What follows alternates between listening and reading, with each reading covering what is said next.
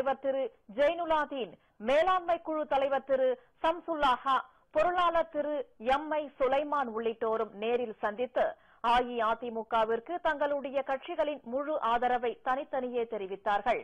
அதற்கு கழக பொதுச் செயலாளரும் முதலமைச்சருமான செல்வி ஜெயலலிதா தமது நன்றியினை தெரிவித்துக் கொண்டார். இந்நிகழ்வின் போது கழக பொருளாளரும் நிதி மற்றும் பொதுப்பணித்துறை அமைச்சருமான திரு ஓ பன்னீர்செல்வம், திண்டுக்கல் மாவட்ட கழக செயலாளரும் மின்சாரம், மதுவிலக்கு மற்றும் ஆயத்தீர்வைத்துறை அமைச்சருமான திரு நத்தமிரா விஸ்வநாதன், கிருஷ்ணகிரி மாவட்ட கழக செயலாளரும் நகராட்சி நிர்வாகம், ஊரக வளர்ச்சி, சட்டம், நீதிமன்றங்கள் மற்றும் சிறைச்சாலைகள் துறை அமைச்சருமான திரு கே.பி. முனுசாமி, தஞ்சாவூர் தெற்கு மாவட்ட கழக செயலாளரும் வீட்டு வசதி மற்றும் நகர்ப்புற வளர்ச்சித்துறை அமைச்சருமான திரு ஆர். வைத்திலிங்கம் ஆகியோர் உடனிருந்தனர்.